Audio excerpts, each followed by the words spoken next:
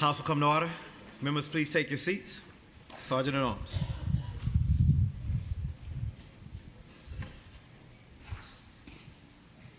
The House is now in session. All persons not entitled to privilege of the floor, please retire to the gallery.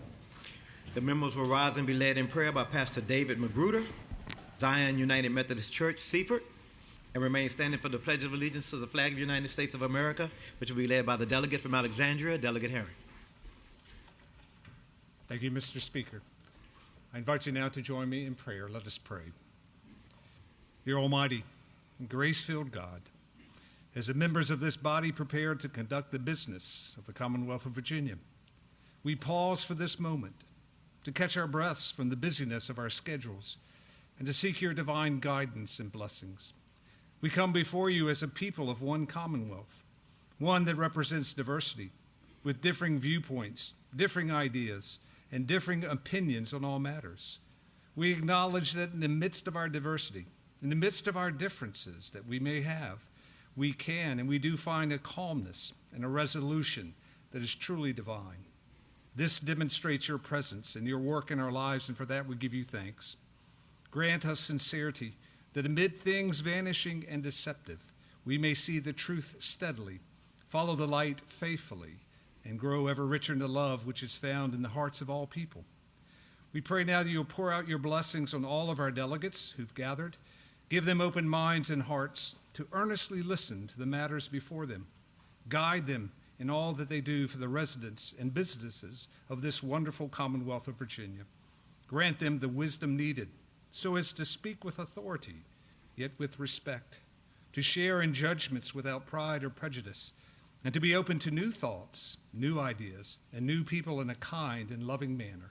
Guide our leaders in decisions they make for the betterment of our Commonwealth. And Lord, we pray that you'll provide in all of us steadfast hearts, which no unworthy thought can drag downward, unconquered hearts, which no tribulation can wear out, and upright hearts, which no unworthy purpose can tempt aside. This we pray in your holy name. Amen.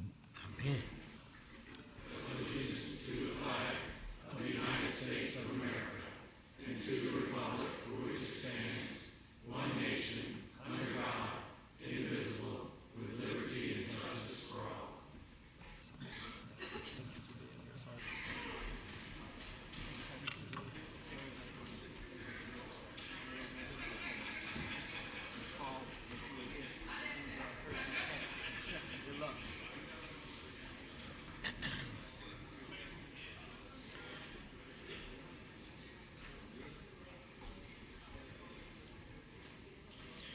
Pursuant to House Rule 4, the Journal shall reflect that the following members have been granted permission to participate in today's session via electronic communication means. Delegate LaVere Bowling. The members will answer the roll call by indicating their presence on the electronic voting board.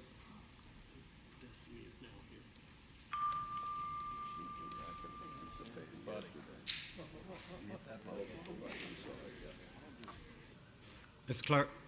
Delegate LaVere Bowling. Present. Clerk will close the roll. Mr. Speaker, a quorum is present. Pursuant to House Rule 3, I've examined and approved the Journal of the House of Delegates for February 11, 2025. Motions and resolutions under Rule 39, pursuant to the provisions of Rule 40, are now in order. Does the clerk have any announcements or communications? No announcements or communications. Therefore, in this first portion of the morning hour, pursuant to House Rule 40, the Speaker requests that you use your request to speak button for the agenda items listed for reference up on the voting boards. Delegate from York County, Delegate Green. Thank you, Mr. Speaker.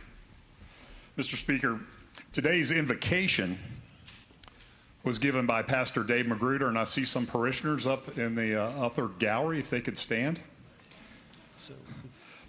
Pastor Dave is from the Zion United Methodist Church in Seaford, Virginia. Pastor Dave is originally from Greensboro, North Carolina, but moved to Virginia at the age of 5. He grew up in Williamsburg area and attended Virginia Tech. Anybody in here from Virginia Tech? There you go. Oh, wow, tough crowd. He began his professional career as a news reporter in Lynchburg and then in Norfolk with Channel 13. Many of you may remember him. Then switched careers, which led him across the Commonwealth from Portsmouth to Emporia to Newport News and then the Eastern Shore. Mr. Speaker, Pastor Dave answered the call of the ministry and earned his Master's of Divinity from Duke University and eventually found the home in Seaford, Virginia, as my pastor. Pastor Dave leads our congregation well, and above all, Pastor Dave is a husband, father, grandfather. Mr. Speaker, I hope that we can extend him a warm house welcome.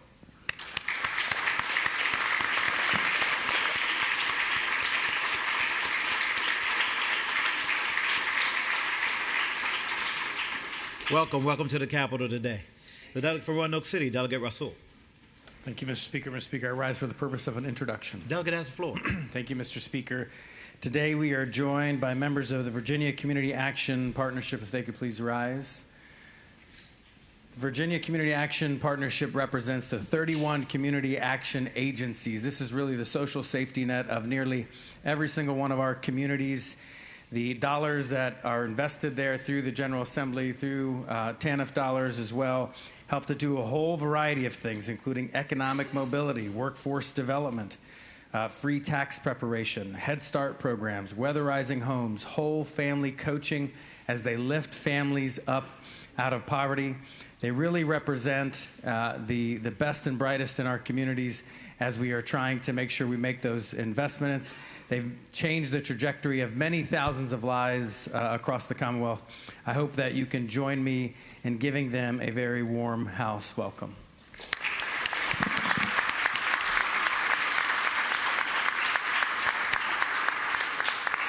Welcome to the Capitol today. Delegate from Chesterfield, Delegate Corner.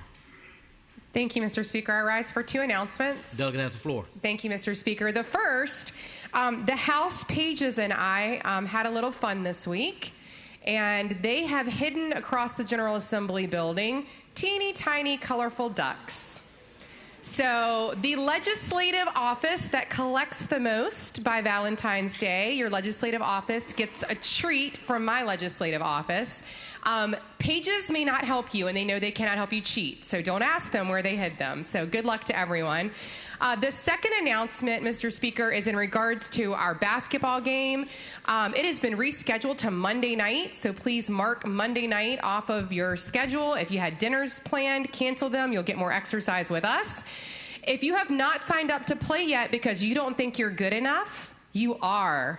We only won by a score of 14-12 last year, Mr. Speaker, which means if you think you're not good enough, you definitely are, and we need you. So if you can run a little, if you will throw elbows because you're mad your bills have been killed by the other chamber, you are the perfect recruit for Delegate Rasul's team. So we hope if you have not signed up to play, we do need your T-shirt sizes this week so that Delegate Rasul knows who is on our team.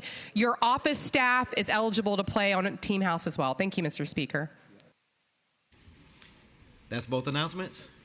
Okay, it was very, very raucous. The delegate from Henrico, Delegate Willett. Thank you, Mr. Speaker. I rise for the purpose of a motion. The delegate has the floor.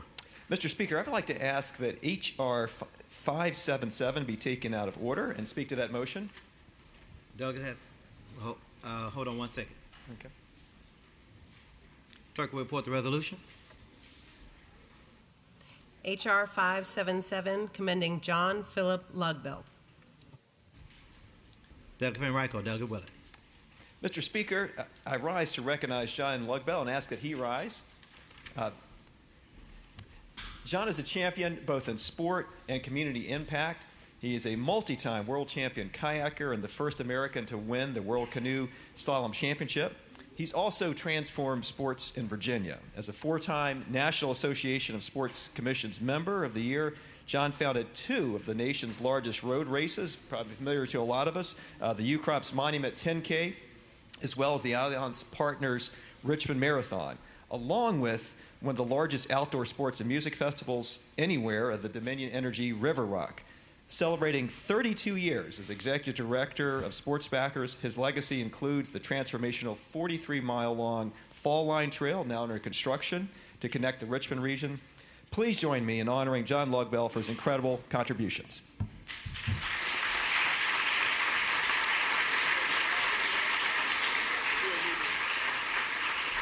Okay, y'all got the clapping out of the way first. All those in favor of the adoption of the resolution will say aye. All those opposed, no.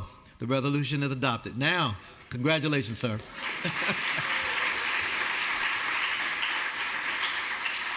The delegate from Hanover, Delegate Fowler. Mr. Speaker, I rise for an announcement. Delegate has the floor. Thank you, Mr. Speaker, members of the House.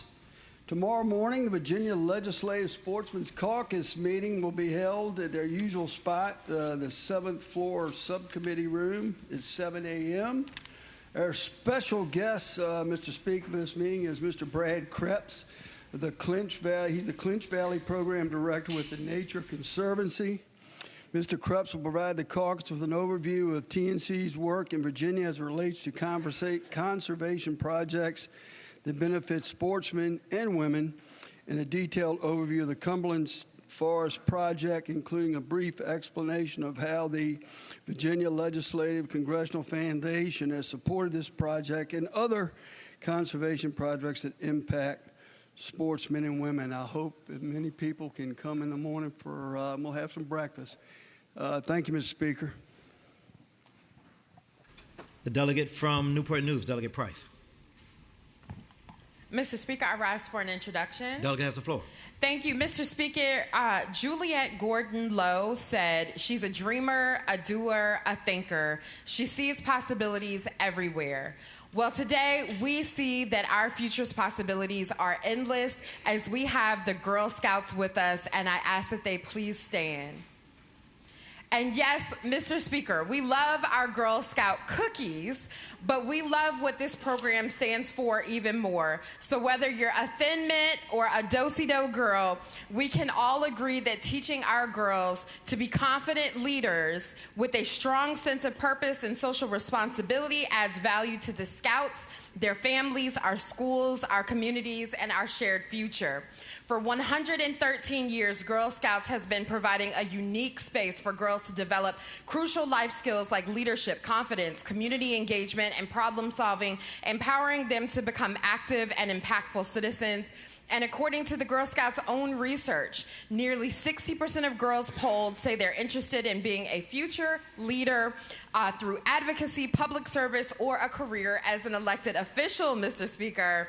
And these girls really are going to do great things. That's why it's so important that the Girl Scout environment encourages girls to step outside of their comfort zones, try new things, and celebrate their accomplishments, boosting self-esteem and confidence. So whether it's while earning badges in STEM, civics, or life skills, girls build meaningful friendships and learn the importance of collaboration and teamwork, skills needed for any generation to succeed, but especially now.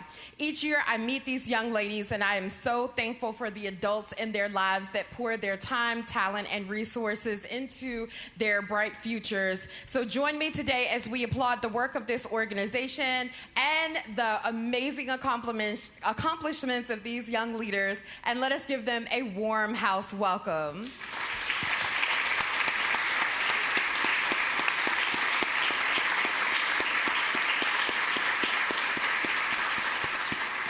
Welcome to the Capitol today.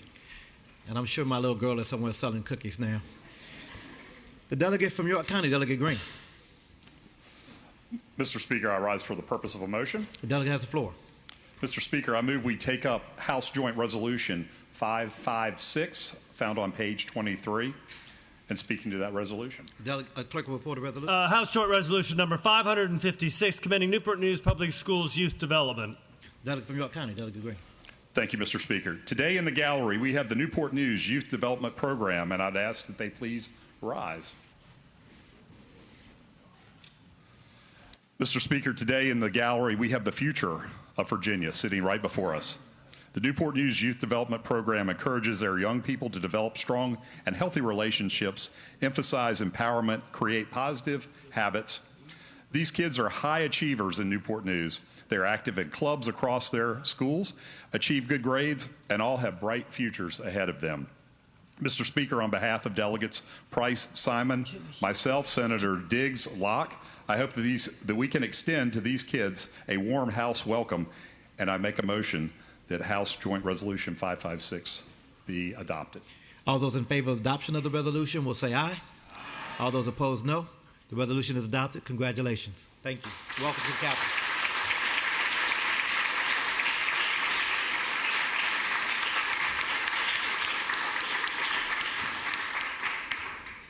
Delegate from Richmond City, Delegate Jones. Mr. Speaker, I rise for a motion. Delegate has the floor. Mr. Speaker, I move that the House take up out of order House Resolution 659 found on page 49 of today's calendar. Clerk, report the resolution. 659. Thank you. Sorry, Mr. Speaker. Page 49, House Resolution 659, commending Lori Allen Hilton. It is now before you. Mr. Speaker, I'd like to speak to the motion. Go ahead. Mr. Speaker, the Virginia House of Delegates, we like to commend Lori Allen Hilton, a Richmond native from historic Jackson Ward, for becoming one of Richmond's first black female tow truck drivers. If she is here, would ask that she would stand. In 2000, she made history by founding Hilton Towing on West 9 Mile Road, and she later expanded her entrepreneurial reach by launching RJ Mart, a convenience store, mechanic shop, and car wash. Lori Hilton is deeply committed to giving back, providing free tows, food, gas, clothing, and shelter to those in need, especially those who are unhoused individuals.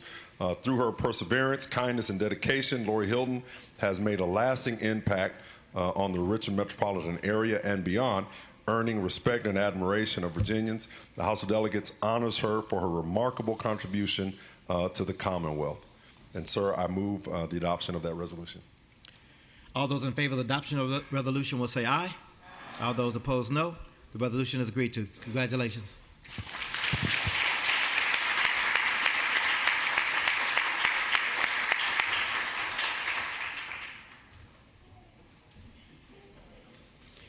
The delegate from Alexandria, Delegate Herring.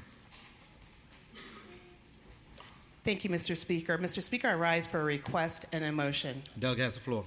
Thank you, Mr. Speaker. I request that Senate Bills 1060 and 1082 on page 29 and Senate Bill 1121 on page 30 be moved to the regular calendar. The bills are moved to regular. The delegate from Alexandria, Delegate Herring. Mr. Speaker, I move that the House dispense with the third constitutional readings of Senate Bills 1122, 1336, 1060, 1082, and 1121. The delegate from Alexandria, Delegate Herring, moves to dispense with the third constitutional readings of Senate Bills 1122, 1336, 1060, 1082, and 1121. Shall the motion be agreed to? It's a recorded vote.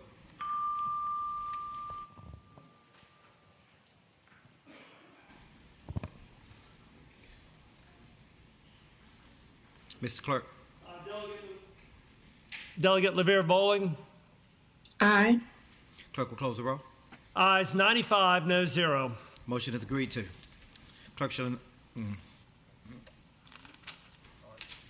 Pursuant to House Rule 30, the journal shall reflect that the following members are away on pressing personal business and are granted leave from today's session. Delegates Knight, Marshall, and McQuinn. Clerk shall announce the next order. The second portion of the morning hour, Mr. Speaker, reserved member requests legislation out of the uncontested calendar over to the regular. Mr. Speaker, I'm only aware of one, page 2 of today's calendar. Under the category Senate Bills, third reading, uncontested, Senator Lucas's House Bill 872 out of the block over to the regular calendar at the request of Delegate Madden. Clerk shall announce the next order. Third portion of the morning hour, reserved member request for legislation go by for the day, and if any, the subsequent motion by the majority leader to effectuate such. Mr. Speaker, there are 4 in the category of House bills with Senate amendment. Page 20, if you're following that way, Delegate Hayes is House Bill 1638. He requests that that go by for the day. And then, Mr. Speaker, in the category resolutions regular, on pages 22 and 23, Senate Joint Resolution 247 by Senator Boysko, Senate Joint Resolution 248 by Senator Locke, and Senate Joint Resolution 249 by Senator Eben. Those are requests to go by for the day at the request of Delegate Tran. The delegate from Alexandria, Delegate Herring. Mr. Speaker, I move that the legislation as announced by the clerk go by for the day. The delegate from Alexandria, Delegate Herring, moves that the legislation as announced by the clerk go by for the day. All those in favor say aye. All those opposed, no. The motion is agreed to. Clerk will announce the next order. And, Mr. Speaker, the fourth and final portion of the morning hour reserved for member requests for points of personal privilege. Delegate from Bedford, Delegate Griffin. Mr. Speaker, I rise for a point of personal privilege. Delegate has the floor. Thank you, Mr. Speaker. Our constituents are angry right now. Most of them have gotten their power bills from the latest cold snap that we had, and these bills are ugly. People are looking at bills that are costing them hundreds of dollars more than what they were expecting. And when they call my office and they ask me to help them, do you know what I have to say? What? I'm sorry the Democrat majority is oppressing you. I'm sorry they have raised your electric rates. Earlier this session, we had a chance to put $900 back into the pockets of hardworking, lower-income Virginians with the governor's tax rebates, but the majority party reduced that. They could have partially offset the Democrat clean economy, green energy tax, but they refused to. Our constituents deserve their money back. Over the next 15 years, electric ratepayers, that's what we call them in Richmond. Back home, I just call them constituents. Our constituents are going to be on the hook for over $8 billion with a B dollars to fund this green energy stuff. It's oppressive. That's more than $1,000 for every man, woman, and child in the Commonwealth. But that money doesn't even buy electricity. It lines the pockets of green energy companies, solar developers, and windmill purveyors. The other side of the aisle likes to talk about how this is all an investment. But an investment in what? It doesn't save us any money. What do we get back for the investment? Does it drive down the net amount of carbon in the atmosphere? Of course not.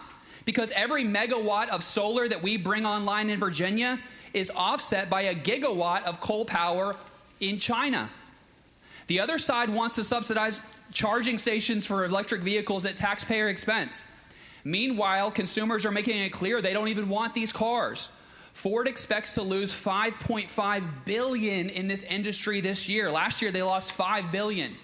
This acts as a tax increase every single month on the people that we represent. It's wrong, and it's time to change course. Thank you, Mr. Speaker.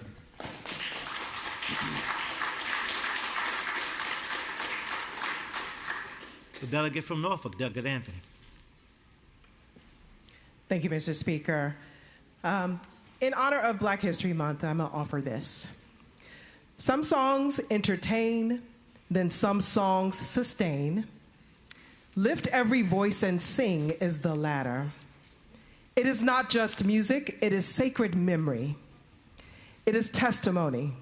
It is prophecy. The song, written in 1899 by James Weldon Johnson and set to music by his brother, J. Rosamond Johnson, was first sung by children.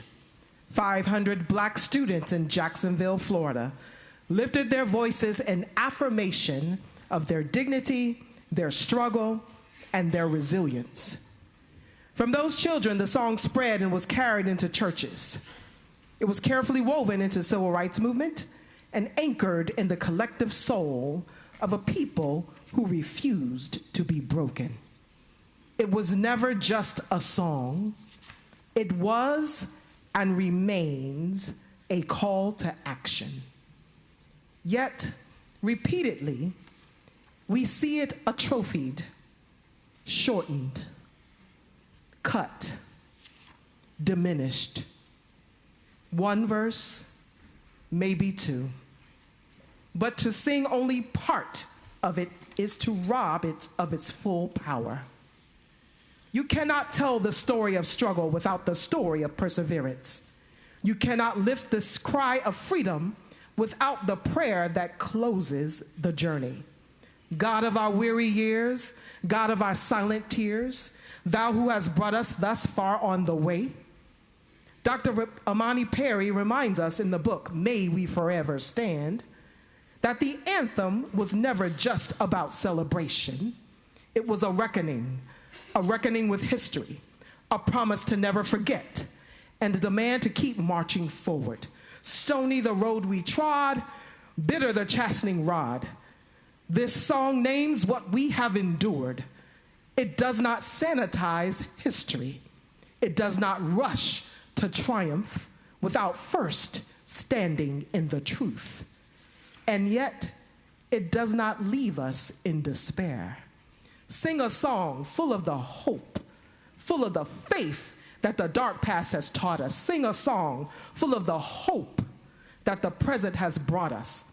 Hope is not passive. Hope is work. Hope is policy. Hope is the fight to endure, to ensure that equity is not a dream deferred, but a right secured. We do not have the luxury of truncating our history or editing out the parts that make some uncomfortable. Mr. Speaker, Lift Every Voice and Sing is not a performance piece. It is a declaration. And you do not cut declarations short. You do not tell only part of the truth. Lest our feet stray from the places, our God, where we met thee, lest our hearts drunk with the wine of the world, we forget thee. We must not forget. We must not dilute. And we must not stop singing, not just with our voices, but with our actions, our policies, and our unwavering commitment to justice. So, Mr. Speaker, let us lift every voice, all of them, every verse, every truth, and let us march on till victory is won. Thank you, Mr. Speaker.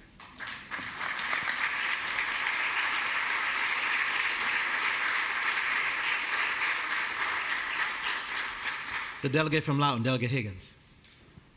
Thank you, Mr. Speaker. I rise for a point of personal privilege. As long as you promise not to sing. The delegate has the floor. Thank you, Mr. Speaker. Today is February 14th, and I want to remind the delegates present that today is the birthday of Abraham Lincoln. Abraham Lincoln is arguably one of the two greatest presidents we ever had, and it often gets lost in celebrations of President's Day and other things, the significance of his commitment to this country. He was committed and committed his life to the idea that all men are created equal, and he ultimately gave his life in that pursuit. His efforts dramatically changed this country, and frankly, it has also changed the world. And he became known as the great emancipator.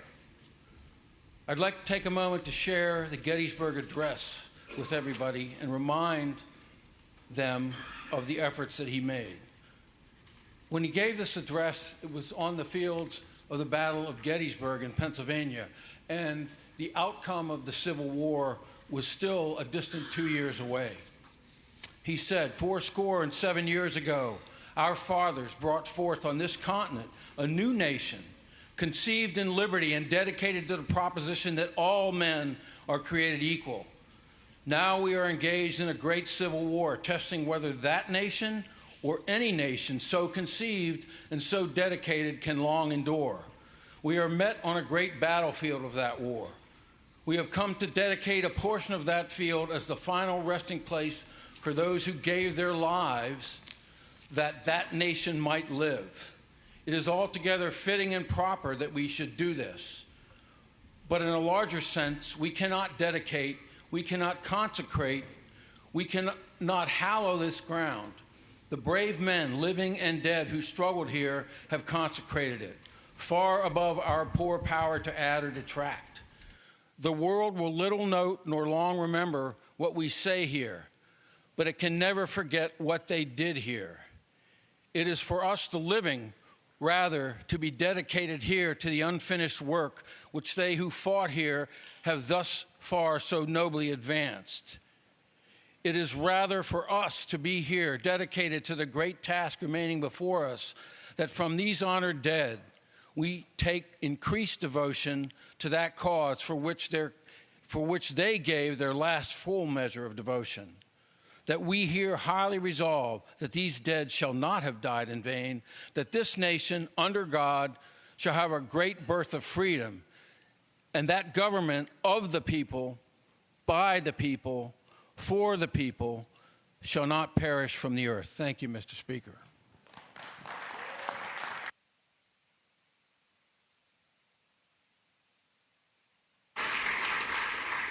Delegate from Virginia Beach, Delegate Fagans. Mr. Speaker, I rise for a point of personal privilege. Delegate has the floor. Mr. Speaker, in communities that many of us serve in, a question is often asked: who you with? At its core, it means who do you stand with? Well, Mr. Speaker, it seems the top leaders in our executive branch in Virginia stand with chaos and indifference, while the health and well-being of millions of Virginians are under attack. The Trump administration's reckless decision to cap indirect cost for the National Institute of Health has slashed billions from life-saving research, funding that is leading breakthroughs in treatments for cancer, Alzheimer's, ALS, diabetes, and countless other diseases. Let's be clear about these cuts, where these cuts are coming from. They're being championed by President Trump and Lex Luthor wannabe Elon Musk. They are not just numbers on a budget sheet. They are a direct assault on decades of leadership and research that America has done in scientific progress. And you want to know what's worse? Our governor and attorney general, leaders who swore to protect Virginians, they've been really silent on this issue. So I asked the governor and the AG, who you with? The governor had time for a White House photo op 7 days ago, not to speak out on medical providers at hospitals in Virginia who had lost their jobs, but just to be there for a photo op, while there's been worsening wait times in Virginia for veterans. The Attorney General, he had time to scold Costco over diversity initiatives within their own company, but refused to join 22 other states in suing to block these cuts, states that took action and won. Virginia, a state with some of the most to lose, sat on the sidelines and abandoned its responsibility because of its leaders. And the consequences: millions will lose access to life-saving treatments, critical disease research will stall, and families battling rare illness will be left without hope. All the while, medical professionals across Virginia will lose their jobs due to reckless federal cuts. These cuts, they threaten UVA Health, their research and patient safety programs, cripple Virginia Tech's global competitiveness and the national security efforts, and leave VCU's Massey Cancer Center with a massive funding gap. So I asked the governor and AG again, who you with? All of this so two billionaires can dismantle every safety net, watch the destruction as the world burns, and then smugly declare, see, we told you the system doesn't work. Meanwhile, they line their pockets while real people from Lee County to Virginia Beach and everywhere in between, they will suffer. The governor and the attorney general have ignored every call to action. So I ask again, when will they stand with Virginians instead of catering to the wealthy elites who do not care about us? Are they with chaos, or are they with science and compassion? I don't know if they're ever going to answer this, Mr. Speaker, but I do know this. We're with the people of Virginia. That's who we're with. Thank you, Mr. Speaker.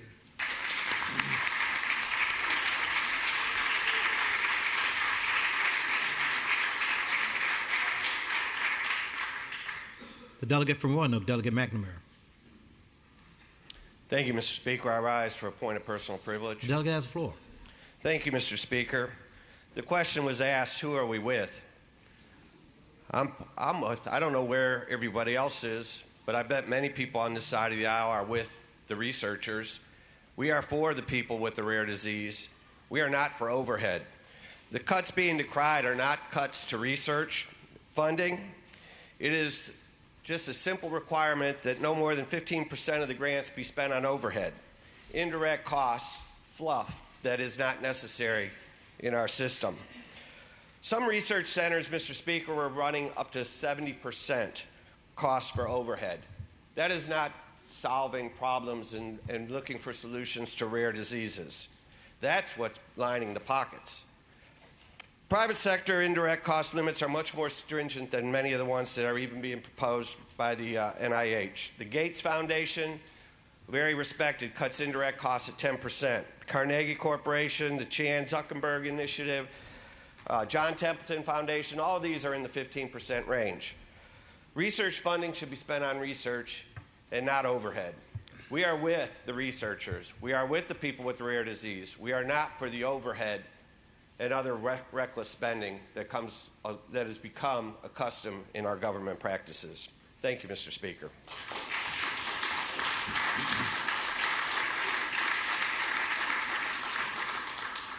The delegate from Fairfax, Delegate Simon. Mr. Speaker, I rise for a brief point of personal privilege.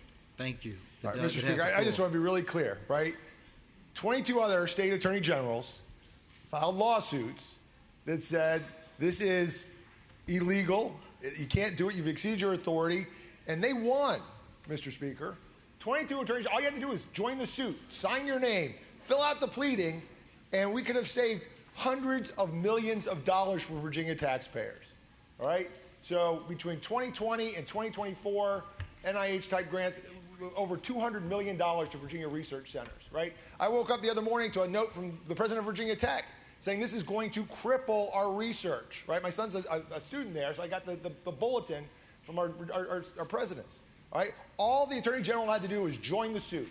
You didn't have to do any work, didn't have to do any research, didn't have to write the briefs. You just had to join because everybody who joined the suit won. And those states are getting hundreds of millions of dollars that Virginia's losing out on, Mr. Speaker. And I thank you for this brief point of personal privilege.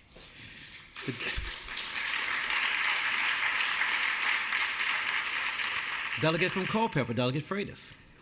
Thank you, Mr. Speaker. I rise for a point of personal privilege. The delegate has the floor. Thank you, Mr. Speaker.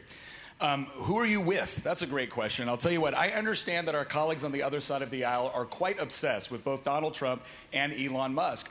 But I would encourage them to focus a little bit closer to home, because you want to know what record was set by Democrat leadership in this body? Not D.C., this body.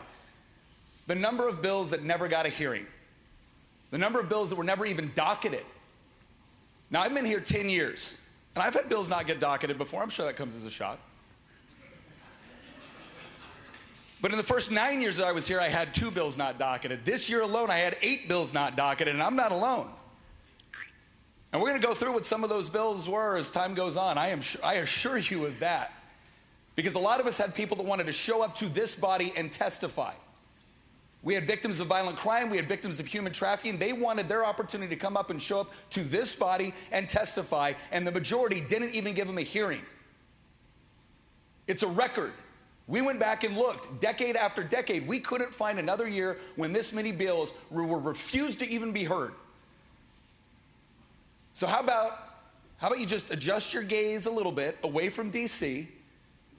and focus on the area where you actually have some control, and ask yourself why it was that you chose to not just disenfranchise members of this body with respect to coming here with legislation, but all of our constituents and all of our witnesses that plan to testify. Thank you, Mr. Speaker.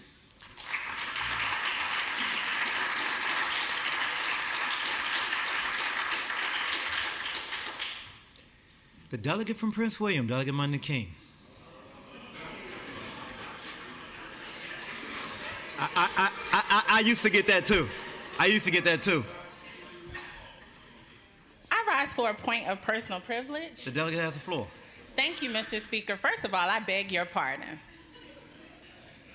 But pardon aside, Mr. Speaker, it does not surprise me one bit that my colleagues on the other side would get up and defend the actions of their leader, the actions that are going to deny children with cancer, children with sickle cell from getting the care that they need in Virginia's hospitals and the research at our universities. It doesn't surprise me, Mr. Speaker, that my colleagues would stand up and defend these horrible actions, because you know what? When they were in control, they did it every day, Mr. Speaker. They turned their backs on Virginians. What's worse than not having your bill heard? What's worse? What's worse is watching your representatives year after year after decades of control vote against things that are in your best interest. So feelings might be hurt, but your constituents are hurt worse by your actions. So I'll leave you with this.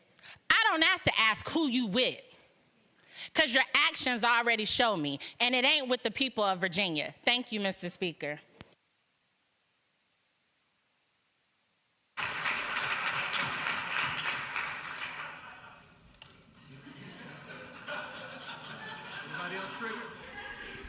Anybody else triggered? Okay, we're good. Clerk will call the calendar. Mr. Speaker, calendar for today, Wednesday, February 12th, 2025, the last day for each House to complete work on the budget bill and revenue bills of the House and appoint conferees. First order of business, page 1, Senate bills on third reading uncontested calendar, approximately not quite a dozen in this calendar, beginning with section of the calendar, beginning with Senate Bill 770, which is legislation to amend and reenact Section of the Code of Virginia relating to the State Board of Local and Regional Jails, deaths of inmates in local, regional, and community correctional facilities reports. The legislation was reported from the Committee on Public Safety. Delegate from Fairfax, Delegate Simon. Mr. Speaker, Senate Bill 770 consolidates reports made by the State Board of Local and Regional Jails related to the board's reviews of the death of inmates that occur in any local, regional, or community correctional facility into one annual report to be published by the board's website, on the board's website on or before July 1st, 2025, and each July 1st thereafter, and submitted to the governor, the chairman of the Senate Committee on Rehabilitation and Social Services, the House Committee on Public Safety, and the House Committee on Courts of Justice, and the Speaker of the House. I hope it's the will of the body to pass the bill. Continuing with the uncontested block, Senate Bill 844 now before you seeks to amend and reenact Section of the Code of Virginia relating to sex offender and crimes against minors registry, registration intervals for Tier 1 and Tier 2 offenses, legislation supporting Committee on Public Safety. The delegate from Fairfax, Delegate Simon. Madam Speaker, Senate Bill 844 requires any person who is required to register with the Sex Offender and Crimes Against Minors Registry who is convicted of a Tier 1 or Tier 2 offense to register yearly. The bill also requires any person convicted of providing false information or failing to provide registration information where such person was included in the registry for a Tier 1 or Tier 2 offense to register twice a year. I hope it's the pleasure of the body to pass the bill.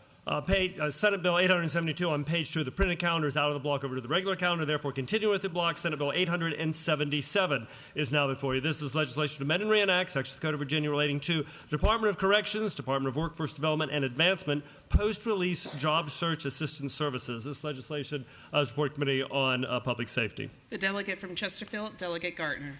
Thank you, Madam Speaker. Speaking to the bill. Delegate has the floor.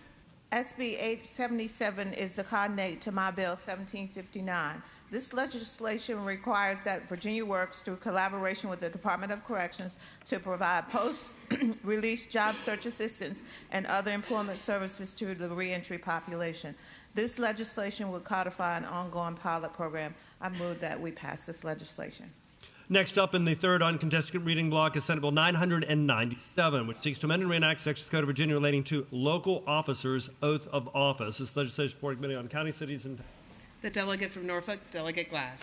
Gratitude, Madam Speaker. Because of an oath of office fiasco between recounts and misalignment for oath of office, Norfolk City Council has requested a code change to clarify the state law supersedes any other charter and provisions in the contrary. So no matter what a local government charter says or any law says, every person elected to the county, city, or town, or district must be required to take the oath of office to provide required bond before or on the day they start. This is a cognate to my HB 2628. I move passage of the bill. Next up in the block is Senate Bill 1150, which provides a new charter for the town of Shenandoah in Page County. This charter bill is reported to Committee on County, Cities, and Towns. The delegate from Shenandoah, Delegate Gilbert. Thank you, Madam Speaker. Madam Speaker, ladies and gentlemen of the House, this is a simple modernizing rewrite of the town charter of the town of Shenandoah in Page County, which was first adopted in 1926. I move that the bill pass. Senate Bill 1176 seeks to amend and reenact a portion of the Acts of Assembly of 1952, which provided a charter for the city of Roanoke relating to Director of Real Estate Valuation. This legislation also is reported to the Committee on County, Cities, and Towns. The delegate from Roanoke, the Delegate McNamara. Thank you, Madam Speaker.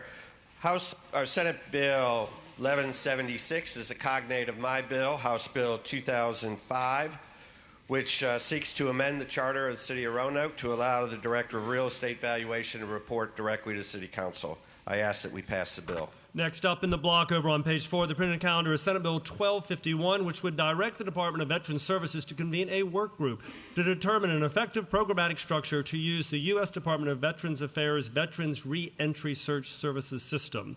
Legislation reported to the Committee on Public Safety with an amendment nature as substitute. The delegate from Prince William, Delegate Thomas. Thank you, Madam Speaker. I move the committee substitute. Shall the committee substitute be agreed to? All those in favor say aye. Those opposed, no. Substitute is adopted. Delegate Thomas. Thank you, Madam Speaker. Madam Speaker, Senate Bill 1251 is now identical to my House Bill 2071, which passed out of the House unanimously. Senate Bill 1251 will ensure that veterans are identified sooner in jail so we can get them the services that they need. I hope it is the will of the body to pass the bill. Continuing with third reading on contested block, Senate Bill 1263 now before you seeks to amend and reenact sections of the Code of Virginia relating to water and sewer connection fees, new residential development. This legislation reported from the Committee on County, Cities, and Towns. The delegate from Prince William, Delegate Munden King. Thank you, Madam Speaker. Senate Bill 1263 allows localities to provide for a full or partial reimbursement of water and sewer connection fees. I hope it will be the will of the body to pass this bill. Senate Bill 1267 continues the block, and this legislation seeks to amend and reenact sections of the code relating to zoning, enhanced civil penalties, certain residential violations. This legislation also is reported to the Committee on County, Cities, and Towns. The delegate from Prince William, Delegate Munden King.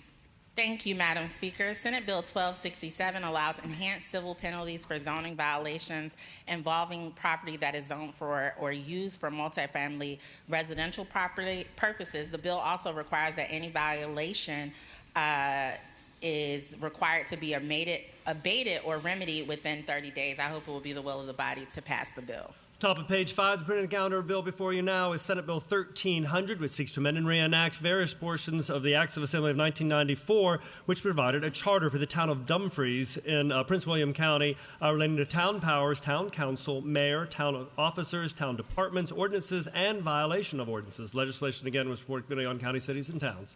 Delegate from Prince William, Delegate Munden King. Thank you, Mr. Speaker. Y'all switched it up on me. This is the charter for the town of Dumfries, which updates the power and is a cognate of my bill, which passed this House with bipartisan support. I hope it will be the will of the House to pass the bill.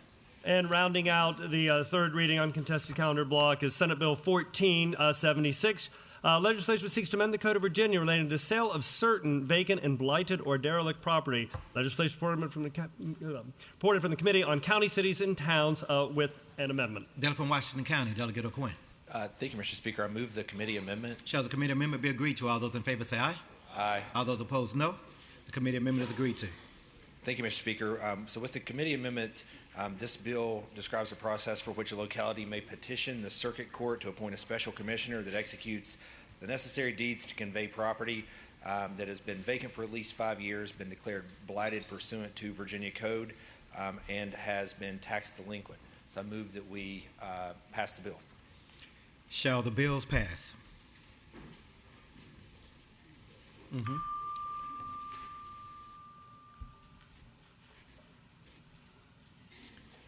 Mr. Clerk?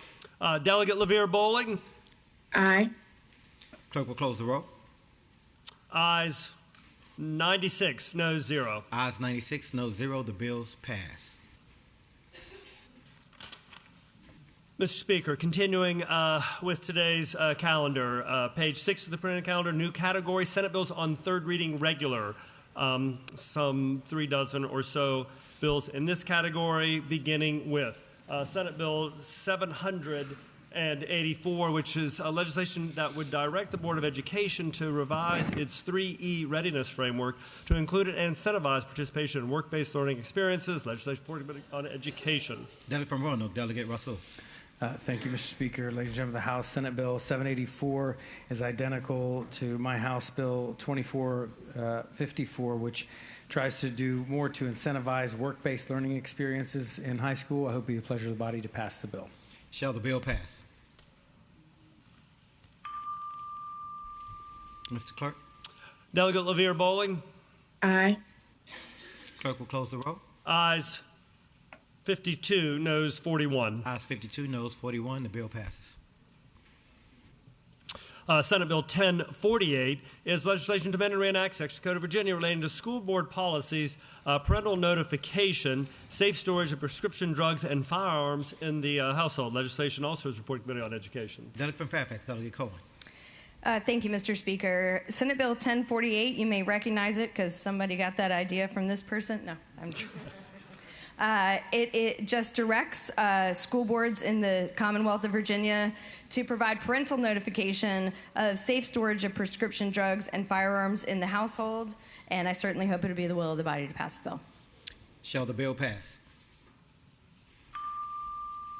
Mr. Clerk? Delegate LaVere Bowling. Aye. The clerk will close the roll. Ayes 54, noes 42. Ayes 54, noes 42.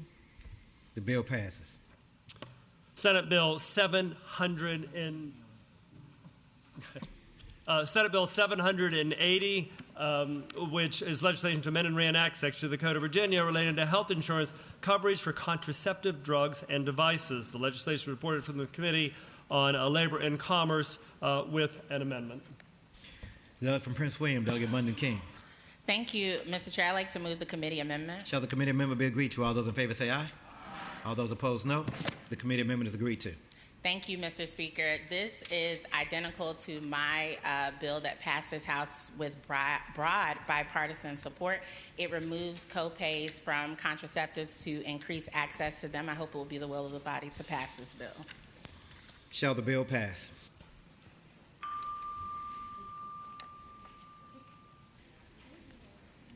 Mr. Clerk.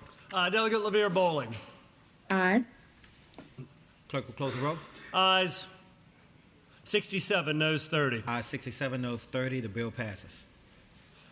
Top of page 7, continuing third reading regular, Senate Bill 801, now before you, seeks to amend and reenact 3 sections of the Code of Virginia relating to Children's Services Act, State Pool of Funds. The Legislation Reporting Committee on Health and Human Services. Delegate from Fairfax, Delegate Sickles. Thank you, Mr. Speaker. SB 801, Senator Favola's bill, comes from the Virginia Commission on Youth, makes a number of changes to the Children's Services Act State Pool of Funds for the provision of public or private non-residential or residential services for troubled youth. I ask the body to pass the bill. Shall the bill pass? Mr. Clerk. Delegate LaVere Bowling. Aye. Clerk will close the roll. Ayes 97, no 0. Ayes 97, no 0. The bill passes. Senate Bill 812 is legislation to amend and reenact a section of the Code of Virginia relating to the Virginia Residential Landlord and Tenant Act. Landlord remedies, noncompliance with rental agreement. Legislation Reporting Committee on General Laws. Delegate from Newport News, Delegate Price. Yes, Mr. Speaker, this bill is identical to my bill, House Bill 1719, that would increase from 5 to 14 days that renters have to pay their rent before the eviction process can begin, allowing renters a chance to receive their next source of income payment to catch up on rent before they end up in costly eviction proceedings. I move that we would pass the bill. Shall the bill pass? Mr. Clerk. Delegate LaVere Bowling. Aye. Clerk will close the roll. Ayes 50, noes 47. Ayes 50, noes 47. The bill passes. Senate Bill 850 is legislation to amend the Code of Virginia relating to water utilities and wastewater utilities, eligible infrastructure replacement, and enhancement cost recovery. Legislation reporting on Labor and Commerce with Amendment H substitute. Delegate from Arlington, Delegate Lopez. Thank you, Mr. Speaker. I move the committee substitute. Shall the committee substitute be agreed to? All those in favor say aye. Aye. All those opposed, no. The committee substitute is agreed to. Delegate Thank you, from Speaker. Arlington. SB 850 is now the same as my bill, HB 2711. This legislation created a regulatory environment that allows water and sewer utilities to attract the necessary capital to respond to the significant water and wastewater infrastructure challenges we've seen in Virginia, especially recently with Richmond. I hope that it's the will of the body to pass the bill. Shall the bill pass?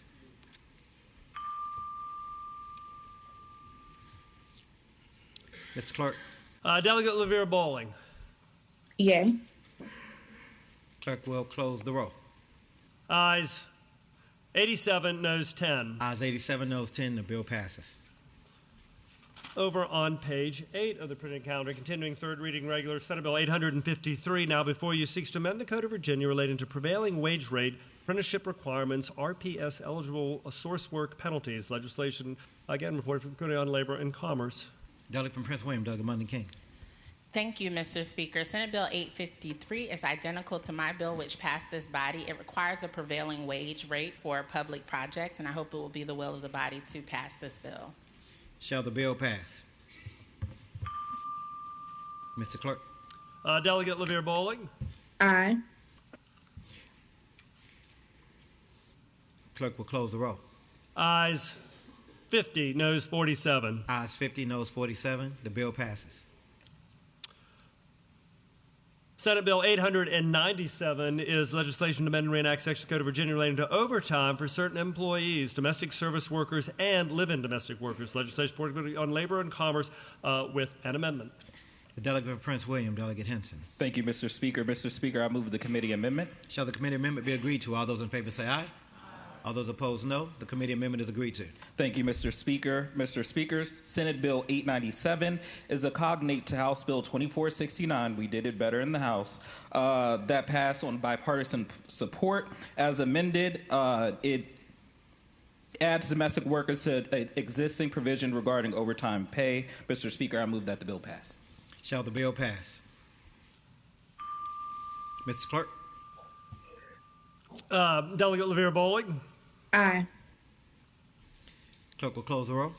Ayes 50, noes 46. Ayes 50, noes 46. The bill passes. Next up is Senate Bill 962. Senate Bill 962 seeks to amend and reenact Section of the Code of Virginia relating to the Virginia Public Procurement Act, competitive sealed bidding, required criteria, and invitations to bid for certain construction projects. Legislation reported for the Committee on General Laws with an amendment nature substitute. And, Mr. Speaker, Delegate Krizik has a floor amendment drawn to that substitute. Delegate from Fairfax, Delegate Krizik. Thank you, Mr. Speaker. Mr. Speaker, I move the committee substitute to conform this bill to my House Bill 2482, which passed this body by a vote of 55 to 43. Shall the committee substitute be agreed to? All those in favor say aye. Aye. All those opposed, no. The committee substitute is agreed to. Thank you, Mr. Speaker. I have a line amendment that exempts transportation-related construction projects and aligns with my House version as amended in the Senate, thus avoids conference. Clerk will report the rest. Mr. Speaker, after line 36 of the substitute, insert E, the provisions of this section shall not apply to transportation-related construction projects. That is available on IHOD and to the public via the Legislative Information System. Thank you, Mr. Speaker. The reason for this line amendment is that highway contractors work in very small technical teams, and that may make achieving the apprenticeship percentages in the bill difficult. I move the line amendment. Or have we already done that? I move passage of the bill. Shall the bill pass? Thank you. We already moved the amendment. We didn't? I thought we did. Okay, Shall the line amendment be agreed to? All those in favor say aye. All those opposed, no. The floor amendment is agreed to. Thank you, Mr. Speaker. I move passage of the bill. Shall the bill pass?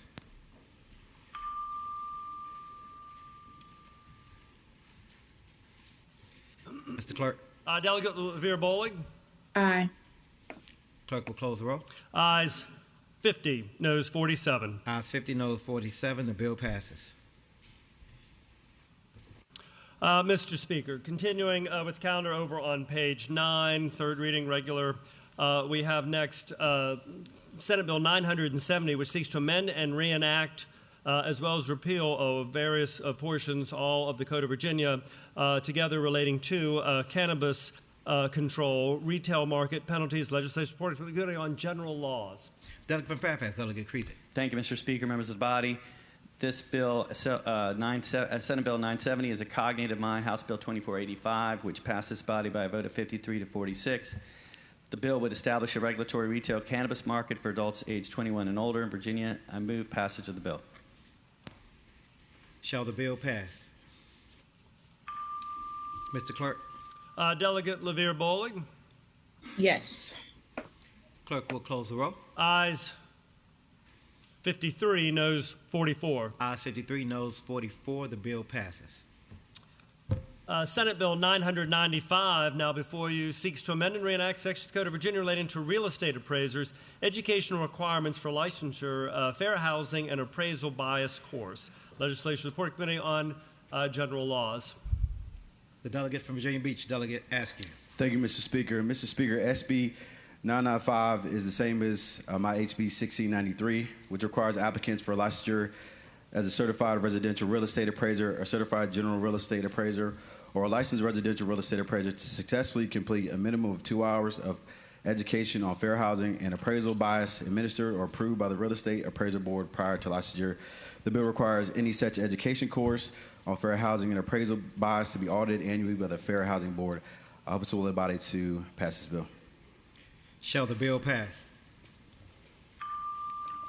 Mr. Clerk? Delegate LaVere Bowling.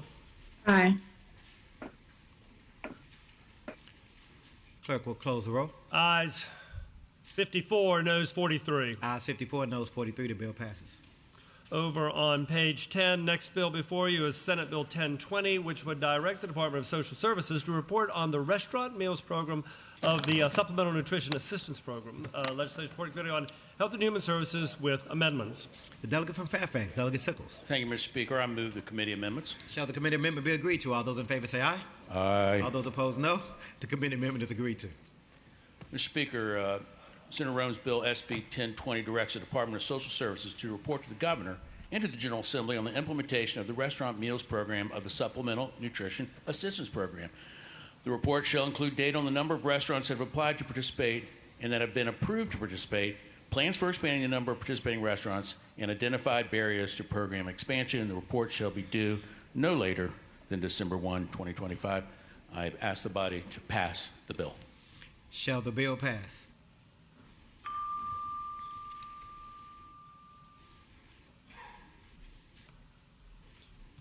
Clerk, Mr. Clerk. Delegate LaVere Bowling. Aye. Clerk will close the roll. Ayes 81, no 16. Ayes 81, no 16. The bill passes. Senate Bill 1043 now before you seeks to amend and reenact Sections of the Code of Virginia relating to the Virginia Residential Landlord and Tenant Act, terms and conditions of rental agreement renewal notice. Legislation Report Committee on General Laws. Delegate from Arlington, Delegate McClure. Thank you, Mr. Speaker. Mr. Speaker, SB 1043 is the identical cognate of HB 1867, which passed out of this body. This bill requires landlords to give 60 days notice if they decide not to renew a tenant's lease. 60 days notification of a lease non-renewal is already required by the Virginia Code for landlords who offer month-to-month leases and manufactured home leases. This bill simply brings other landlords into alignment. Mr. Speaker, I move that the bill pass. Shall the bill pass? Mr. Clerk. Delegate LaVere Bowling. Aye. Clerk will close the roll. Ayes 62, noes 34. Ayes 62, noes 34. The bill passes. Next up, Senate Bill 1056, which seeks to amend and reenact Sections of the Code of Virginia relating to unemployment compensation, increased weekly benefit amount, work group report. Legislation Report Committee on Labor and Commerce with amendments. Delegate from Loudoun County, Delegate Martinez. Thank you, Mr. Speaker. I move the House to adopt the committee amendments. Shall the committee amendment be agreed to? All those in favor say aye. Aye. All those opposed, no. The committee amendment is agreed to. Thank you, Mr. Speaker. SB 1056 is a recommendation from the Commission on Unemployment Compensation and is identical to my House Bill 1766.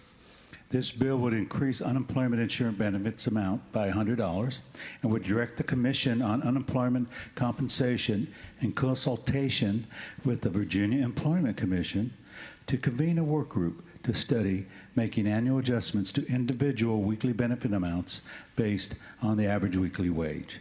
Mr. Speaker, I move that the bill pass. Shall the bill pass? Mr. Clerk. Delegate LaVere Bowling. Aye. Clerk will close the roll. Ayes 49, noes 47. Ayes 49, noes 47. The bill passes. Senate Bill 1128 is legislation that seeks to amend and reenact three sections of the Code of Virginia relating to the Department of Housing and Community Development, Virginia Residential Landlord and Tenant Act, Affordable Housing, Criminal Record Screening Model Policy. Legislation Report Committee on General Laws with amendment nature substitute. The delegate from Chesapeake, Delegate Hayes. Thank you, Mr. Speaker. Mr. Speaker, Senate Bill 1128 is a Section 1 bill. It provides stable housing in an effort to reduce recidivism and homelessness. It directs the Department of Housing and Community Development to convene a stakeholders work group to develop a model criminal history screening tool and report back to the General Assembly by November the 1st, 2025. I hope it's the will of the body to pass the bill. You have a substitute, sir. Move the substitute. Shall the committee substitute be agreed to? All those in favor say aye. Aye. All those opposed, no. The committee substitute is agreed to. Shall the bill pass?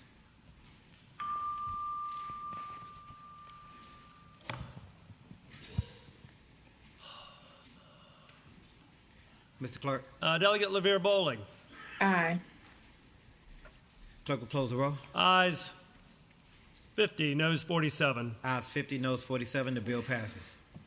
Over on page 12 of the printed calendar, continuing Senate Bill's third reading, final passage, regular calendar, Senate Bill 1212. Before you now, seeks to amend and reenact section of the Code of Virginia relating to the Virginia Consumer Protection Act prohibited practices, mandatory fees, or surcharge disclosures. Legislative Report Committee on Labor and Commerce with Amendment H substitute. Delegate from Arlington, Delegate McClure. Thank you, Mr. Speaker. Mr. Speaker, I move adoption of the committee substitute. Shall the committee substitute be agreed to? All those in favor say aye. All those opposed, no. The committee substitute is agreed to. Thank you, Mr. Speaker. Mr. Speaker, with that substitute, SB 1212 is now the identical cognate of my HB 2515, which passed out of this body. This is a consumer protection bill that requires the disclosure of all mandatory fees and charges and the advertised and displayed price of any good or service. This bill would allow businesses subject to the Virginia Consumer Protection Act to compete in a transparent marketplace and enable consumers to make informed purchasing decisions and keep more money in the pockets of our constituents all across Virginia. Mr. Speaker, I move that the bill pass. Shall the bill pass? Mr. Clerk. Delegate LaVere Bowling. Aye.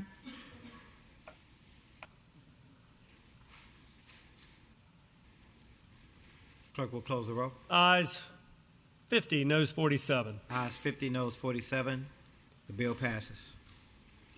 Senate Bill 996 is legislation to amend and reenact sections of the Code of Virginia relating to claims to unclaimed property. Authority of Administrator, legislation has an emergency clause. It was reported from the Committee on General Laws. Delegate from Norfolk, Delegate Hernandez.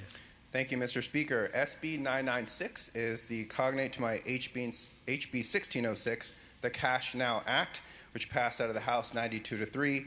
This authorizes the Treasury Department to automatically send out payments of unclaimed property to Virginians and put money in people's pockets. I move that the bill pass. Shall the bill pass? Mr. Clerk. Delegate LaVere Bowling. Aye. Clerk will close the roll. Ayes 97, no 0. Ayes 97, no 0. The bill passes. Senate Bill 1188 now before you would direct the boards within the Department of Professional and Occupational Regulation to develop regulations to provide a pathway to licensure for individuals with equivalent qualifications from another country. Legislation Report Committee on General Laws with an amendment. Delegate from Henrico, Delegate Willett. Thank you, Mr. Speaker. I move the committee amendment. Shall the committee amendment be agreed to? All those in favor say aye. All those opposed, no. The committee amendment is agreed to. Thank you, Mr. Speaker. SB 1188 is a cognate of my HB 1940. This is a Section 1 bill that direct the regulatory boards at DPOR to develop regulations creating a licensure pathway for qualified international professionals, provided they meet certain established criteria. I hope it will be the pleasure of the House to pass this bill. Shall the bill pass?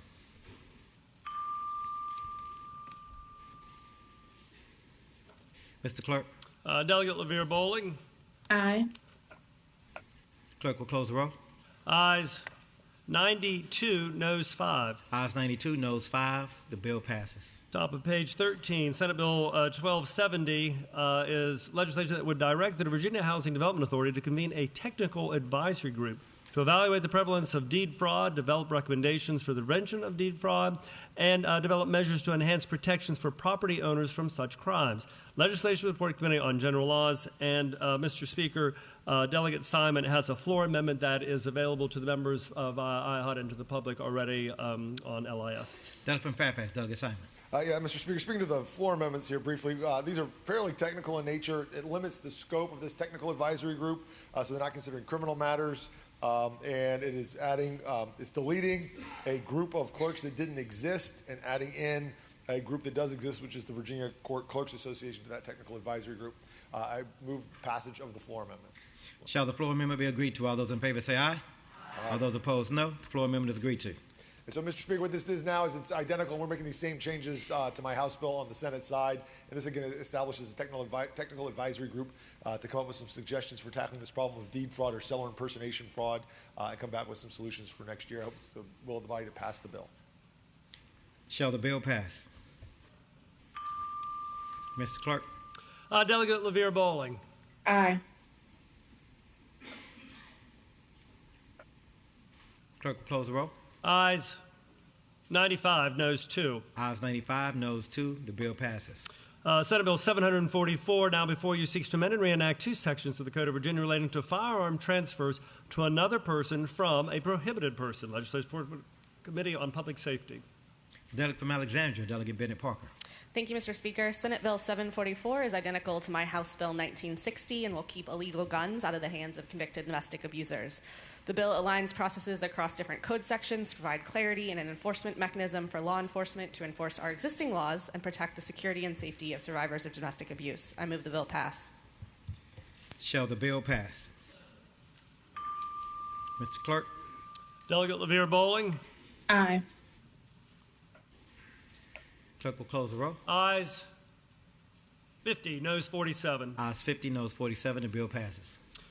Over on page 14 of the printed calendar, the bill before you now is Senate Bill 813, legislation to amend and reenact three sections of the Code of Virginia relating to voter registration, regular periodic review of registration records, 90-day quiet period before all primary and general elections. Legislation reported from Committee on Privileges and Elections. Delegate from Prince William, Delegate Henson. Thank you, Mr. Speaker. Mr. Speaker, Senate Bill 813 is identical to my House Bill 1657 that requires the Department of Elections to complete any program to remove the names of ineligible voters from the voter registration system no later than 90 days before the date of a primary or general election. Mr. Speaker, that bill passed on a bipartisan support. Mr. Speaker, I move that the bill pass. Shall the bill pass? Mr. Clerk. Delegate, Delegate LaVere Bowling. Aye. Clerk will close the roll. Ayes 51, noes 46. Ayes 51, noes 46. The bill passes. Senate Bill 836 is legislation to amend and reenact a portion of the Acts of Assembly of 1976, which provided a charter for the city of Poquoson relating to powers of city council, removing certain appointed members of boards or commission. Legislation Support Committee on County, Cities, and Towns. Delegate from Hampton, Delegate Cardoza. Thank you, Mr. Speaker. SB 836 is the cognate to my HB 2587. It will amend the charter of the city of Poquoson to give the city council authority to expel any person that they appointed to any board or commission. I would move passage. Shall the bill pass?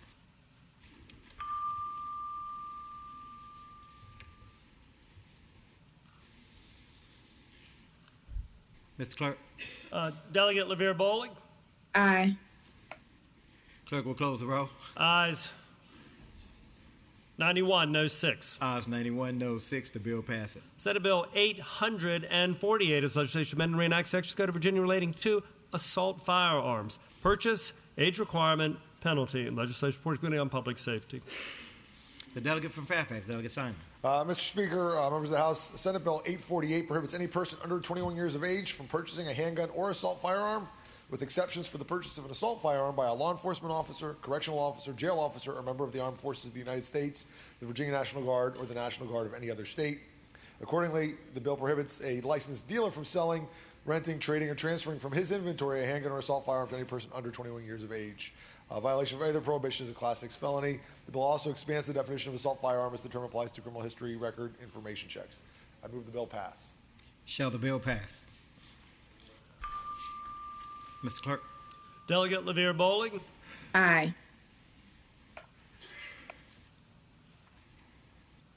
Clerk will close the roll. Ayes 50, noes 47. Ayes 50, noes 47. The bill passes.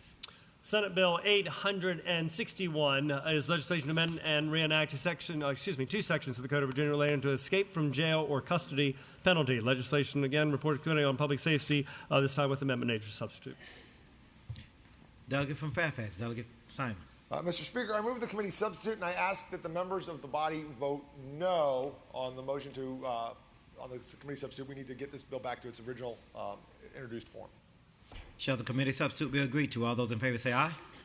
Those in favor oppose no. No.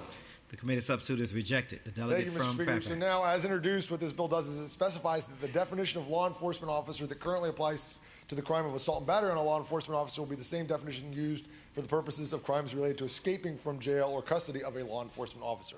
I move the bill pass. Shall the bill pass? Mr. Clerk. Delegate LaVere Bowling. Aye. Clerk will close the roll. Ayes 97, no 0. Ayes 97, no 0. The bill passes. Senate Bill 880 is legislation which seeks to amend and reenact Section Code of Virginia relating to carrying assault firearms in public areas prohibited. Penalty. Legislation report Committee on Public Safety. Delegate from Fairfax, Delegate Simon. Mr. Speaker, members of the House, Senate Bill 880 prohibits carrying of certain semi-automatic centerfire rifles and shotguns on any public street, road, alley, sidewalk, or public right-of-way, or under any public park or other place of whatever nature that is open to the public, with certain exceptions. Under current law, the prohibition on carrying certain shotguns and semi-automatic centerfire rifles and pistols applies to a narrower range of firearms only in certain localities and only when they are loaded. This bill is identical to my bill from last year, which passed the House 52 to 48. I move the bill pass. Shall the bill pass? Mr. Clerk.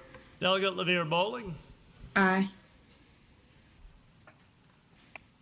Clerk will close the roll. Ayes 50, noes 47. Ayes 50, noes 47. The bill passes. Senate Bill 881 seeks to amend and reenact sections of the Code of Virginia relating to manufacture, importation, sale, transfer, or possession of plastic firearms in unfinished frames or receivers and unserialized firearms prohibited. Penalties. Legislation report Committee on Public Safety. Delegate from Fairfax, Delegate Simon. Mr. Speaker, members of the House, Senate Bill 881 is the ban on ghost guns bill. This bill would make it illegal for any person to knowingly manufacture, assemble, import, purchase, or sell these kits that you can use to finish off an unfinished firearm and evade all of your background checks and other checks and balances that we put on keeping firearms out of the hands of very dangerous people. Very similar to the weapon that was used to assassinate CEO of United Healthcare in New York City, which made news recently over the summer. Again, this would make that illegal. I move that the bill pass. Shall the bill pass? Mr. Clerk. Delegate LaVere Bowling. Aye. Clerk will close the roll. Ayes 49, noes 47. Ayes 49, noes 47. The bill passes. Continuing with third reading regular, top of page 16 of the printed calendar, Senate Bill 891, legislation to amend and reenact two sections of the Code of Virginia relating to the purchase of firearms, waiting period, penalty. Legislation report Committee on Public Safety. Delegate from Fairfax, Delegate Simon. Mr. Speaker, Senate Bill 891 creates a 5-day waiting period for the purchase of firearms. I move the bill pass. The delegate from Culpeper, Delegate Freitas. Thank you, Mr. Speaker. Speaking to the bill. Delegate has the floor. I would just say, Mr. Speaker, we mentioned earlier there was a bill, and we can question whether or not we think it would actually achieve the intended result, but it was mentioning victims of domestic violence and trying to prevent firearms from getting in the hands of people that might actually commit crimes against somebody. And that's certainly a noble goal. The thing I would point out here is that it is difficult, Mr. Speaker, to try to prevent somebody from using their freedom in a way that is inappropriate or irresponsible. But whenever we tell somebody we're going to restrict your freedom, even if it's just for a 5-day period, what if the victim of domestic abuse is the person that needs to be able to purchase a firearm for their own defense? Now we're telling them you got to wait 5 days.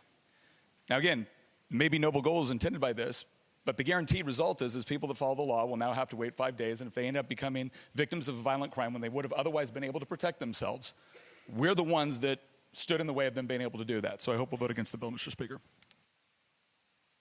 Shall the bill pass? Mr. Clerk. Delegate LaVere Bowling. Aye.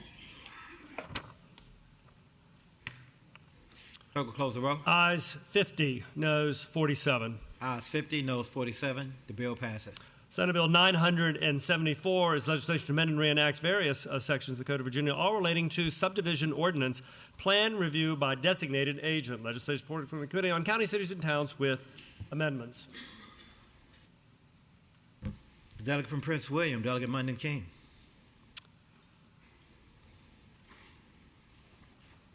Thank you, Mr. Speaker. Could this bill go by temporarily? Bill goes by temporarily. Continuing with this category, Senate Bill 991 is now before you, and it is legislation which seeks to amend and reenact sections of the Code of Virginia relating to voter registration time period for closing registration records before certain elections. Legislation reported from the Committee on Privileges and Election. Delegate from Fredericksburg, Delegate Cole. Thank you, Mr. Speaker. This bill is identical to my HB 1735, which passed this body on a vote of 94-3. This bill is simple. It changes the number of days before the records are closed for registration from 21 to 10, and I hope it would be the privilege of the body to pass the bill. Shall the bill pass? Mr. Clerk. Delegate LaVere Bowling. Aye. Clerk will close the roll. Ayes 89, noes 8. Ayes 89, noes 8. The bill passes. Senate Bill 1110 now before you seeks to amend the Code of Virginia relating to weapons, possession prohibited in hospital that provides mental health services or developmental services, penalty. Legislation supporting on public safety. The delegate from Norfolk, Delegate Hernandez. Thank you, Mr. Speaker. SB 1110 is the cognate to my HB 1977, a bill to keep our frontline healthcare workers safe by keeping firearms and other dangerous weapons out of hospitals. This bill is narrowly tailored and includes important exemptions, and it's probably the most important thing we can do to help healthcare workers feel safe at work. I move that the bill pass. Shall the bill pass? Mr. Clerk. Delegate LaVere Bowling. Aye. Clerk will close the roll. Ayes 51, noes 46. Ayes 51, noes 46. The bill passes. Senate Bill 1119 now before you seeks to amend and reenact multiple sections of the Code of Virginia, all relating to elections, primary dates, presidential year primaries. Legislation supporting committee on privileges and elections. Delegate from Fairfax, Delegate Helmer. Thank you, Mr. Speaker. Mr. Speaker, Senate Bill 1119 is the cognate of House Bill 1794, which passed the House 78-20. On presidential election years, it simply moves all primaries to Super Tuesday so we don't have multiple primaries in the same year. I move passage of the bill. Shall the bill pass? Mr. Clerk. Delegate LaVere Bowling. Aye. Clerk will close the roll. Ayes 55, noes 42. Ayes 55, noes 42. The bill passes. Over on page 18 of the printed calendar containing third reading regular, Senate Bill 1134 now before you seeks to amend the Code of Virginia relating to storage of firearms at residence where a minor or person prohibited from possessing a firearm is present. Penalty. Legislation Support Committee on Public Safety. Delegate from Fairfax, Delegate Simon. Mr. Speaker, members of the House, Senate Bill 1134 is a safe storage bill. It requires a person who possesses a firearm in a residence where such person knows that a minor or person who is prohibited by law from possessing a firearm is present to store such firearm and the ammunition for such firearm in a locked container, compartment, or cabinet that is inaccessible to such minor or prohibited person. Bill provides that it's a Class 4 misdemeanor to violate the provision of this section. It exempts any person in lawful possession of a firearm who carries such firearm on or about their person. The storage of antique firearms. It provides that the lawful authorization of a minor to access a firearm is not a violation of the bill's provisions. The bill also requires firearms dealers to post notices stating such firearm storage requirements and the penalty for improperly storing such a firearm. I move the bill pass. The delegate from Culpeper, Delegate Freitas. Thank you, Mr. Speaker. Speaking of the bill. Delegate has the floor. Once again, Mr. Speaker, this is one of these bills where it might sound good superficially, but then it creates kind of absurd outcomes in certain situations. For instance, I live in a rural area where the police will not get to my house probably in under 15 to 20 minutes. So if my strong, independent 17-year-old daughter is home alone, who's been taught to handle firearms responsibly since the age of 5, accesses that firearm for the purposes of protecting herself from someone trying to break in and harm her, I'm now guilty of a Class 1 misdemeanor. So once again, Mr. Speaker, I understand the overall intention, but these are the sort of the results that happen because we don't legislate intentions, we write laws. Thank you very much, Mr. Speaker. Shall the bill pass?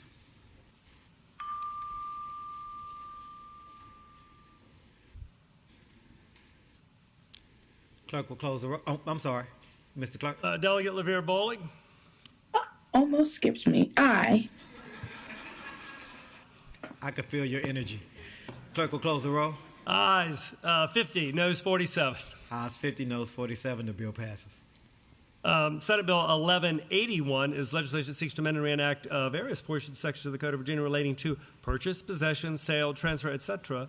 of assault firearms and certain ammunition feeding devices prohibited. Penalty. Legislation Support Committee on Public Safety. The delegate from Fairfax, Delegate Simon. Mr. Speaker, we have a floor substitute on this, and just briefly speaking to the floor substitute. Yes, there's a floor substitute, which is available to the members on IHOD and to the public by LAS. I apologize.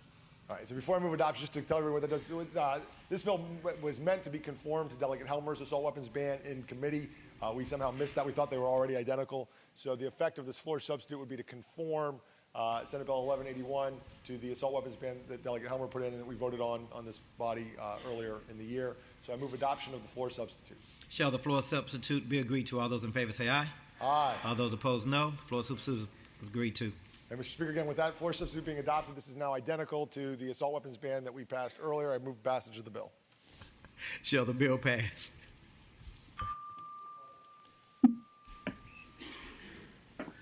It's like 6 vetoed bills in a row, maybe 10. Oh. Mr. Clerk. Delegate LaVere Bowling. Delegate LaVere Bowling. Aye. With giggles. Barely get it out. The clerk will close the roll.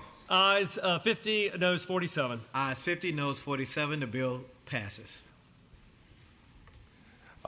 Ms. Speaker, next up, Senate Bill 1182 is legislation to amend and reenact Sections of the Code of Virginia relating to carrying a firearm or explosive material within Capitol Square or building owned or leased by the Commonwealth. Exemptions, public institutions of higher education, penalty, legislation support committee on public safety. Delegate from Fairfax, Delegate Simon. Mr. Speaker, continuing on this theme of bills that will likely help the governor extend his veto record, this bill is Senate Bill 1182 and permits the governing body of a public institution of higher education to adopt a policy prohibiting the carrying of any firearm, ammunition, or components or combination thereof within any building owned or operated by such public institution of higher education. I move the bill pass. Shall the bill pass? Mr. Clerk. Delegate LaVere Bowling. Aye.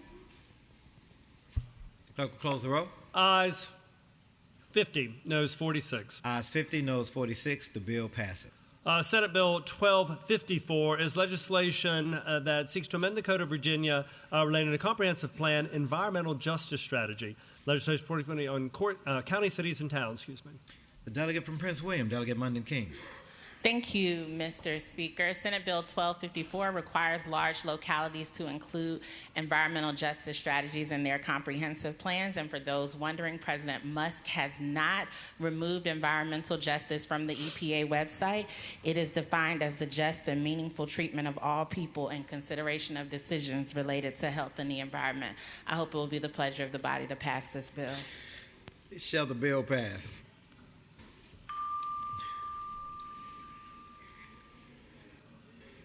Mr. Clerk.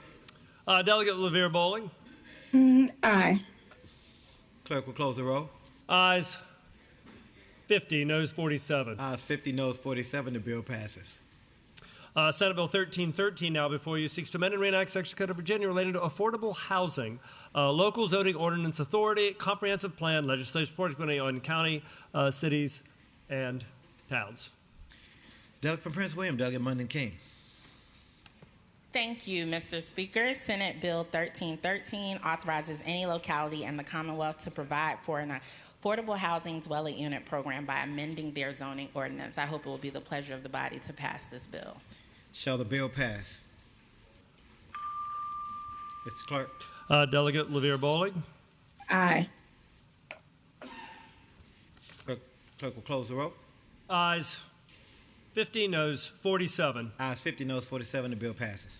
Senate Bill 1329 now before you seeks to amend and reenact Section of the Code of Virginia relating to carrying concealed weapons, exception, penalty. Legislation supported on committee on public safety with an amendment nature substitute. The delegate from Fairfax, Delegate Simon. Mr. Speaker, I move the committee substitute. Shall the committee substitute be agreed to? All those in favor say aye. Aye. All those opposed, no. Committee substitute is before you. Mr. Speaker, members of the House, this bill now with the substitute adopted is identical to House Bill 1597, which we passed a little earlier in the session related to safe storage of firearms in homes and cars and other places. I move the bill pass. Shall the bill pass?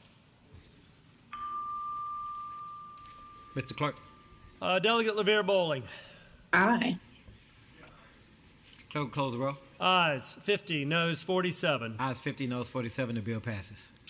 Over on page 20, we come to Senate Bill 1409, legislation to amend and reenact Section of the Code of Virginia relating to restorative housing and isolated confinement restrictions on use. Legislation supported on public safety. The delegate from, oh, you didn't press, okay, the delegate from Fairfax, Delegate Keys Kamara. Speaking to the bill, Mr. Speaker. The delegate has the floor. Mr. Speaker, Senate Bill 1409 is the cognate to my House Bill 2647 addressing solitary confinement. This bill seeks to limit the use of solitary confinement in our state correction facilities. I hope that it is the will of this body to pass this bill. Shall the bill pass?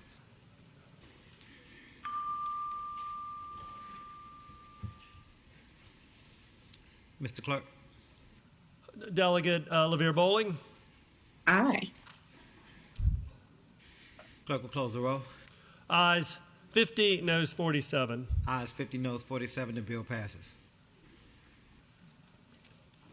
Senate Bill 1449 now before you seeks to amend the Code of Virginia relating to siting of data centers, site assessment, high energy use facility. Legislation reported from the Committee on County, Cities, and Towns with an amendment nature substitute.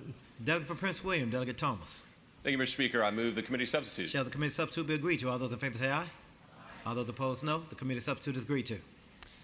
Thank you, Mr. Speaker. Senate Bill 1449 is now identical to my House Bill 1601, which passed this body 57-40 and seeks to create greater transparency in the siting of data centers and localities. I hope it's the will of the body to pass the bill. Shall the bill pass? Mr. Clerk. Mr. Speaker. Mr. Clerk. Oh, I'm sorry. Delegate LaVere Bowling. I apologize. No love for me today. Aye. No comments either. Clerk will close the roll. Ayes now 58, noes 39. Ayes 58, noes 39. The bill passes. All right, Mr. Speaker, picking back up one of the bills that had been moved to the regular calendar, page 2 of the printed calendar falling that way. Senate Bill 872 is now before you. It's legislation which seeks to amend a portion of the Acts of Assembly of 2011, which provided a charter for the city of Portsmouth relating to city manager, minority-owned, and women-owned businesses. Legislation reported from the Committee on County, Cities, and Towns. The delegate from Fairfax, the delegate from Chesapeake, Delegate Hayes. Thank you, Mr. Speaker. Senate Bill 872 is the cognate of my HB 1634. It's a charter bill on behalf of the city of Portsmouth, sponsored by Senator Lucas. My version of the bill passed the House 91-5 on January the 24th. It's to reassign the data collection from the procurement officer to the city manager. I move the passage of the bill.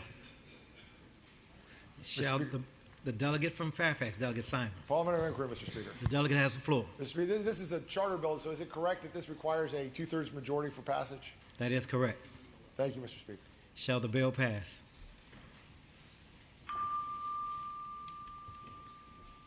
Mr. Clerk. Delegate LaVere Bowling. Aye. Clerk will close the roll. Ayes 91, noes 3. Ayes 91, noes 3. The bill passes. And Mr. Speaker, going to page 16, picking up the bill that had been taken by temporarily, Senate Bill 974 is now before you. Again, this legislation seeks to amend and reenact multiple sections of the Code of Virginia relating to subdivision ordinance plan review by designated agent. Legislation support committee from county, cities, and towns with amendments. The delegate from Prince William, Delegate Munden King. Thank you, Mr. Speaker. I'd like to move the committee amendment. Shall the committee amendment be agreed to? All those in favor say aye. Aye. All those opposed, no. The committee amendment is agreed to.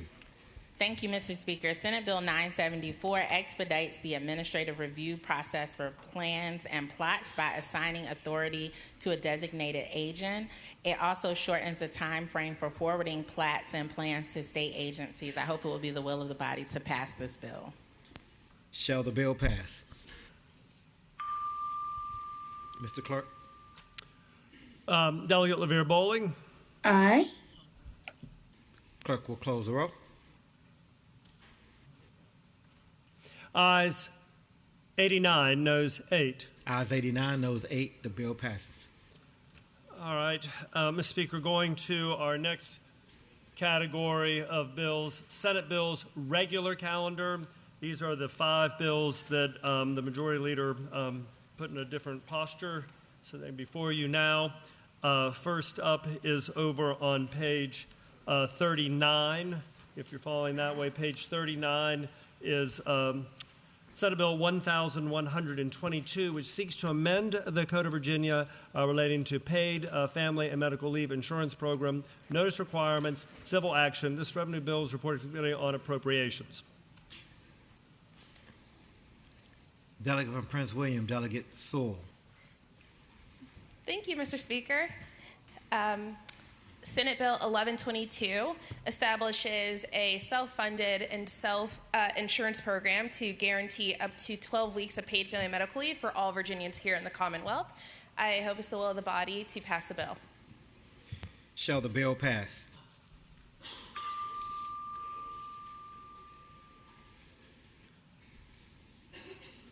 Mr. Clerk? Delegate LaVere Bowling. Aye. Clerk will close the roll. Ayes 49, noes 48. Ayes 49, noes 48. Because it's a revenue bill, I do not believe it reports. Yep. Delegate from Fairfax, Delegate Simon. Mr. Speaker, having voted on the prevailing side by which we failed to pass House Bill 1122, Senate Bill 1122, I move that we reconsider that vote. The delegate from Fairfax, Delegate Simon, moves that we reconsider Senate Bill 1122. All those in favor say aye. All those opposed, no. The motion is agreed to. Mr. Speaker, I move that Senate Bill 1122 be re-referred to the Committee on Health and Human Services. Is that where it came from? The delegate from... I'm sorry. I move that be re-referred to the Committee on Commerce and Labor. Labor and Commerce. And Energy and things. The delegate from Fairfax, Delegate Simon, moves that the Senate Bill 1122 be re-referred to Labor and Commerce. All those in favor say aye. Aye. All those opposed, no. The motion is the bill SB 1122 is re-referred to the Committee on Labor and Commerce. Mr. Speaker, continuing, picking up the next revenue bill before you in this category of Senate Bill's regular calendar. Page 41, if you're following that way. Senate Bill 1336 now before you. This revenue bill seeks to amend and reenact sections of the Code of Virginia related to electricity consumption tax rate adjustments. Legislation was reported from the Committee on Finance. The delegate from Fairfax, Delegate Watts. You don't sound anybody. Page 41, Senate Bill 1336, which seeks to amend and reenact sections of the code relating to electricity consumption tax rate adjustments, reported from Committee on Finance. Delegate from Fairfax, Delegate Watts. Thank you, Mr. Speaker. Senate Bill 1336 is the cognate to a bill that was carried by Delegate Fowler. It passed the House on a bipartisan basis. It makes a recommended adjustment to the rates of non-residential on the power rates. I move that the bill be that we pass the bill, not engross it. Pass the bill. Got it. Thank you, Mr. Speaker. Shall the bill pass? Mr. Clerk. Delegate LaVere Bowling. Aye. Clerk will close the roll. Ayes 53, noes 42. Ayes 53, noes 42. The bill passes. Mr. Speaker, now going back slightly to page 29. Page 29, picking up Senate Bill 1060. This revenue bill seeks to amend and reenact multiple sections of the code and repeal several others, all relating to permitting of tobacco products retailers purchase, possession, and sale of retail tobacco products, Virginia Alcoholic Beverage Control Authority, penalties. Legislation was reported to the Committee for Courts of Justice with an amendment nature substitute. Delegate from Arlington, Delegate Hope. Thank you, Mr. Speaker. I move the committee substitute. Shall the committee substitute be agreed to? All those in favor say aye. Aye. All those opposed, no. The committee substitute is agreed to. Thank you, Mr. Speaker, members of the body. This bill now is identical to my House Bill 1946, which has to do with kids that are caught under 21, underage, with tobacco products. That product can be confiscated. And there's also an enactment clause that creates a working group to figure out how to enforce the selling to underage. I move passage of the bill. Shall the bill pass? Mr. Clerk. Delegate LaVere Bowling. Aye. Clerk will close the roll. Ayes 86, noes 10. Ayes 86, noes 10. The bill passes. Ms. Speaker, continuing on that same page, printing calendar, this next revenue bill, Senate Bill 1082, is legislation that seeks to amend and reenact 6 sections of the Code of Virginia related to transportation, Commonwealth Transportation Special Structures Program Revenue Bond Act of 2025. This legislation is forwarded for the Committee on Appropriations with an amendment. The delegate from Alexandria, Delegate Herring. Thank you, Mr. Speaker. I move the committee amendments. Shall the committee amendments be agreed to? All those in favor say aye. All those opposed, no. The committee amendments are agreed to. Thank you, Mr. Speaker. This bill authorizes the Commonwealth Transportation Board to issue revenue bonds to be known as designated Commonwealth of Virginia Special Structure Program revenue bonds. The bill provides that such bonds shall be payable solely from first revenues received from the Special Structure Fund, second, to the extent required from revenues legally available from Transportation Trust Fund, and then to the extent required from any legally available funds. I move that the bill pass. Shall the bill pass? Mr. Clerk. Delegate LaVere Bowling. Aye.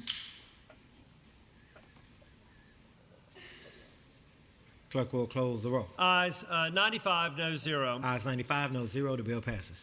And over on page 30, we pick up Senate Bill 1121. Senate Bill 1121 seeks to authorize the issuance of bonds in an amount of up to $206,085,243 plus financing costs pursuant to Article 10, Section 9C of the Constitution of Virginia. The legislation has an emergency clause on it, and Mr. Speaker, this legislation was before the Committee on Appropriations. The delegate from Prince William, Delegate Torrey. Thank you, Mr. Speaker. Mr. Speaker, House Senate Bill 1121 is one of those procedure bills that we pass each and every year that is a cognate to the bill that came out of the House. I move passage of the bill. Shall the bill pass? Mr. Clerk. Delegate LaVere Bowling. Aye. Clerk will close the roll. Ayes 93, noes 4. Ayes 93, noes 4. The bill passes. Mr. Speaker, now that that category's behind us, moving on to the next category.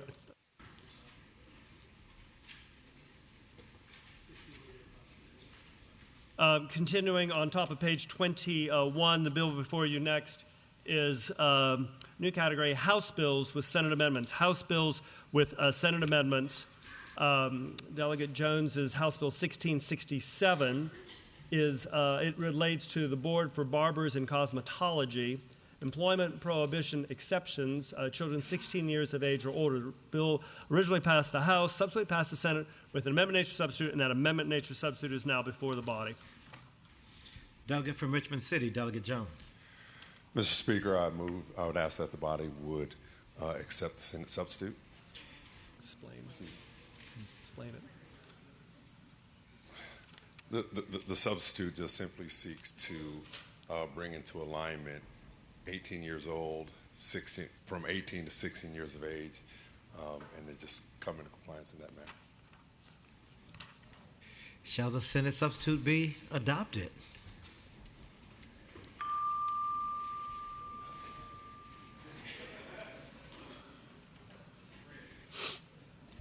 Mr. Clerk. Delegate LaVere Bowling. Aye. Clerk will close the roll. Ayes 95, no 0. Ayes 95, no 0. The Senate substitute is adopted.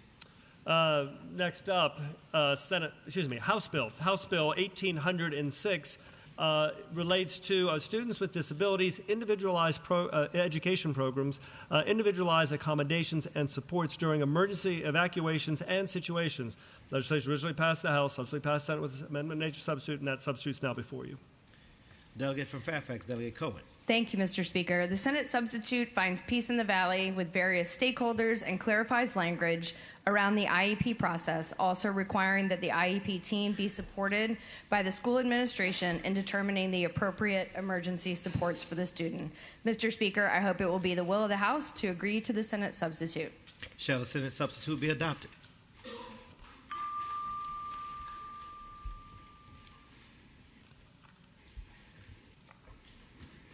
Mr. Clerk? Delegate LaVere Bowling. Aye. Clerk will close the roll. Ayes 97, no 0. Ayes 97, no 0. The Senate substitute is adopted. House Bill 1886 is now before you. It relates to a payment of costs when proceedings deferred and defendant placed on probation. Legislation originally passed the House, subsequently passed Senate with an amendment, and that Senate amendment is now before you. The delegate from Arlington, Delegate McClure. Thank you, Mr. Speaker. Mr. Speaker, this amendment is technical in nature.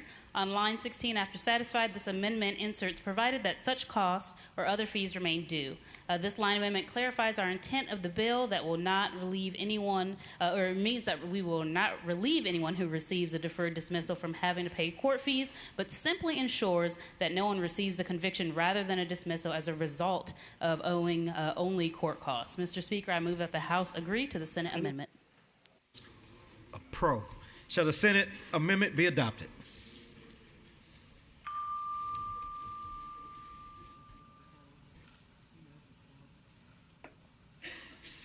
Mr. Clerk. Delegate LaVere Bowling. Aye.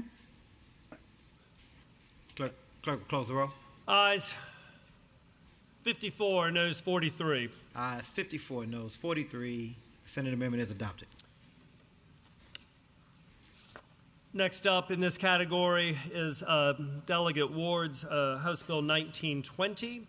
HB 1920 relates to charitable gaming, a remuneration for bingo callers and bingo managers. Legislation originally passed the House, subsequently passed the Senate with a substitute, and that amendment substitute is now before you. The delegate from Hampton, Delegate Ward. Thank you, Mr. Speaker. Mr. Speaker, the Senate substitute is merely technical, and I ask that you accept the Senate substitute and pass the bill. Shall the Senate substitute be adopted?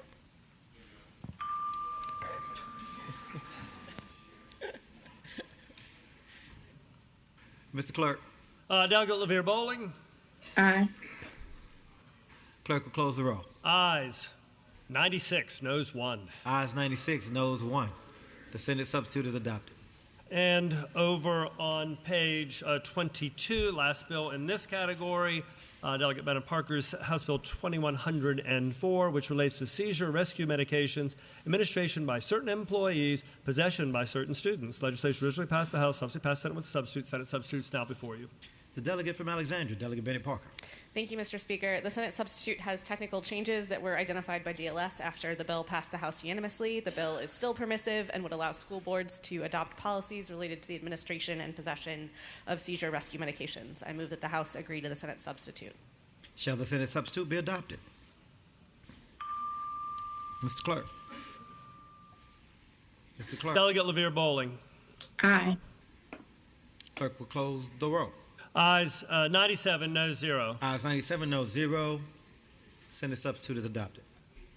Mr. Speaker, a category of resolutions regular calendar found on page 22 of the printed calendar. The three resolutions in that category have been taken by for the day. Therefore, the last category for now on today's calendar, this calendar at least, is commending resolutions laid on the Speaker's table.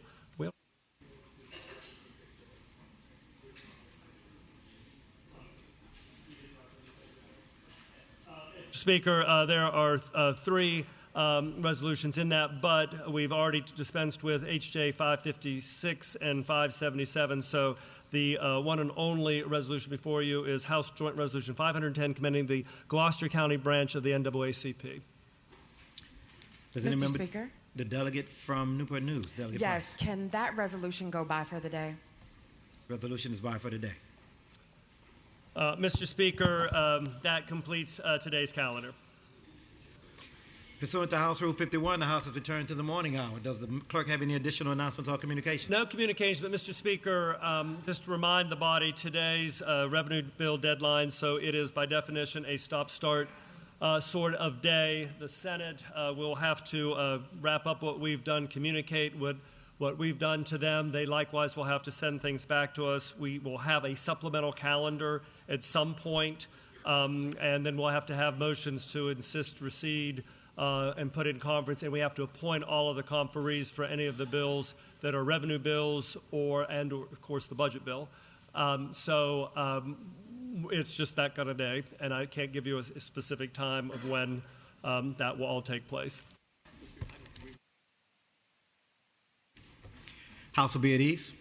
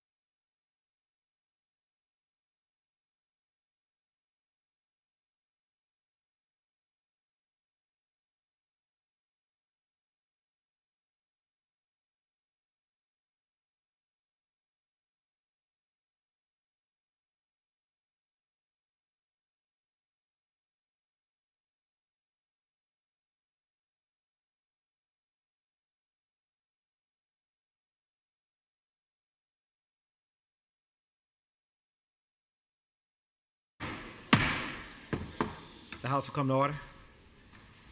Delegate from Alexandria, Delegate Herring.